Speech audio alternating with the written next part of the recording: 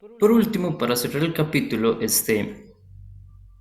tenemos em,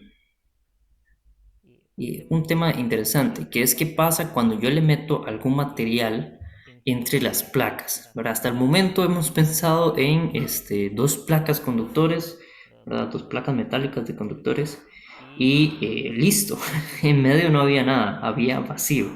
O sea, usted se fue al espacio y ahí en el espacio se puso a crear conductores. O bueno, trabajo en algún lugar donde una cámara al vacío, qué sé yo. Hay muchas formas de hacerlo. No es tan difícil. Pero para efectos prácticos, los que usted compra, los capacitores comerciales, no están al vacío, ¿verdad? Sino que lo que tienen son de hecho normalmente son cilíndricos, porque lo que tienen son hojas así, ¿verdad? Como se ve ahí, láminas. Entonces viene una lámina de un dieléctrico, ¿verdad? El dieléctrico es una especie de la forma correcta de llamar a los aislantes, eh, se dice dieléctrico. Eh, Luego viene una lámina de metal, luego otro dieléctrico y luego la metal. Y usted enrolla eso, ¿no? Por eso es que cuando uno compra un capacitor, un componente electrónico que sea capacitor, lo que uno compra es un cilindrito, ¿no? Porque hacen justamente esto es lo que uno hace. Ahora, ¿qué es lo que pasa cuando yo le meto un dieléctrico ahí? Bueno, tengo la carga a un lado, la carga al otro, pero el potencial es menor. Pero a la medida de la diferencia potencial, el voltaje que yo mido va a ser más pequeño que si no hubiese tenido el dieléctrico ahí. O sea, el dieléctrico me va a disminuir la diferencia de potencial que siente ese capacitor. Em, ¿Y cómo me cambia eso la capacitancia? ¿Ok? Y en realidad la aumenta. Y también por eso se hace, porque como disminuye el voltaje, veámoslo aquí rápidamente, yo tengo que capacitancia va a ser carga entre voltaje. Entonces, si el voltaje disminuye, pero la carga es la misma, la capacitancia aumenta, ¿verdad? Entonces, también se hace eso porque me da mayor capacitancia. Te lo voy a sacar más capacitancia a mi capacitor. Comentemos esto un poco más allá de lo que estamos haciendo acá. Y muy bien. ¿Qué tengo por acá? Dice, ok, yo voy a definir entonces una constante dialéctrica. La constante dialéctrica entonces va a tener que ver con la capacitancia, una vez que yo le meto ese material, dividido entre la capacitancia que hubiera tenido el capacitor si hubiese estado al vacío. Bueno, entonces tengo esas dos capacitancias, capacitancia con el material, dividido entre la capacitancia al vacío. Este, la capacitancia del capacitor, una vez que yo le pongo el material dieléctrico, va a ser más grande. Acabamos de ver que aumenta. Entonces, la constante dieléctrica normalmente es positiva, ¿no? Y no solo positiva, perdón, mayor que uno. Normalmente es mayor que uno. ¿Ok? Este, por aquí podemos ver cómo calculo el voltaje, ¿verdad? El voltaje con el dieléctrico, entonces va a ser el voltaje que hubiera tenido solo dividido entre el- la constante del dieléctrico. Aquí en la tablita 24.1 del libro nos dejan el valor de la constante dialéctica para varios materiales. Vean que tener vacío sería el 1, ¿verdad? O sea, ahí es donde la capacitancia con vacío es igual a la capacitancia con vacío, entonces esa capacitancia sobre sí misma.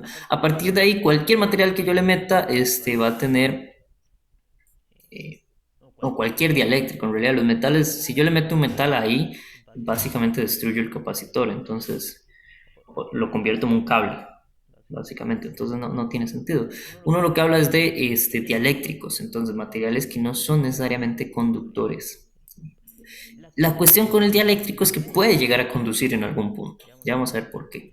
Pero normalmente no conduce.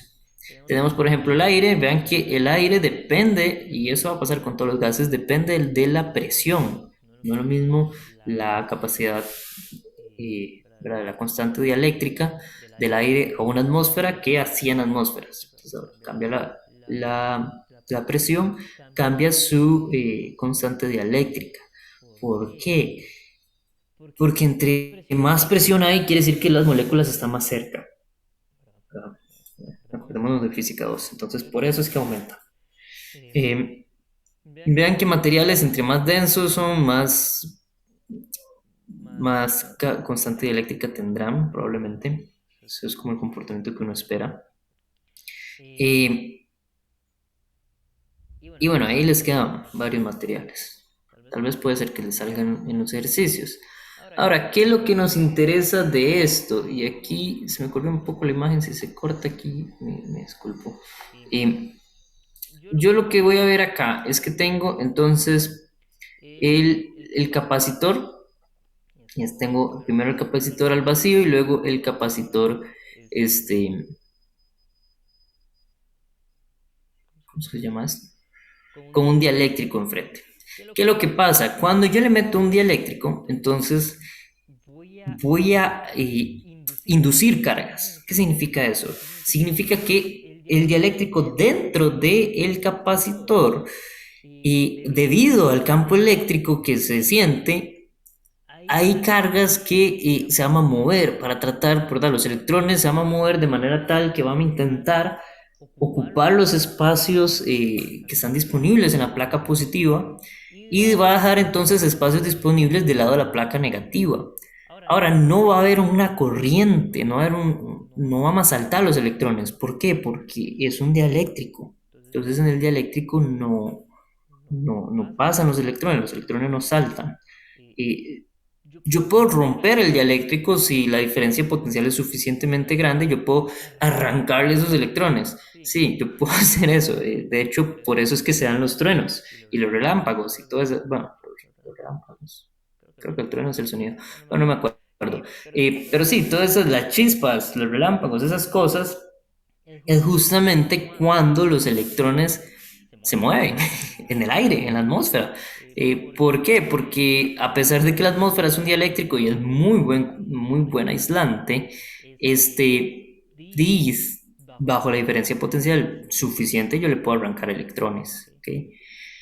Pero normalmente no. En un circuito no le voy a arrancar electrones. Y si le arranco electrones es que se quemó. ¿Verdad? Le puse una batería muy grande. Eh, pero entonces, yo sí voy a ver que los electrones se mueven dentro del eléctrico, como que se alinean, ¿verdad? Creo que ya habíamos visto un poco de esto cuando vimos polarización, creo que eso sí lo había comentado. Lo que va a pasar con el dieléctrico es que se polariza, ¿verdad? Entonces toda la parte negativa del material queda de un lado y la parte positiva queda del otro. Eso sí se puede hacer. Entonces, cuando yo veo la superficie del dieléctrico va a tener una nueva densidad de carga. Bueno, entonces aquí tengo la densidad de carga de la superficie del capacitor, es este sigma, y el sigma I sería la densidad de carga que se le genera al dieléctrico, ¿verdad? Entonces aquí yo puedo calcular cuál es esa densidad de carga para el dieléctrico, puedo calcular cómo cambia el campo eléctrico debido a que yo meto ahí un dieléctrico, obviamente va a disminuir el campo eléctrico, porque el dieléctrico ahí me contrarresta un poco ese efecto, no lo contrarresta del todo, pero sí lo disminuye un poco. Y entonces aquí vamos a definir lo que es la permitividad eléctrica, ¿verdad? Que tiene que ver con esa permitividad del vacío o la constante eléctrica epsilon 0. Pero entonces hay un epsilon para los dieléctricos, ¿verdad? Que básicamente es cuánto le permite el dieléctrico al campo eléctrico entrar, ¿verdad? ¿Qué tan buen escudo del campo eléctrico es ese dieléctrico? Básicamente eso es lo que estoy viendo.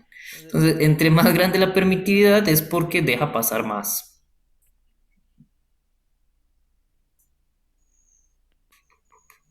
No, perdón, al revés.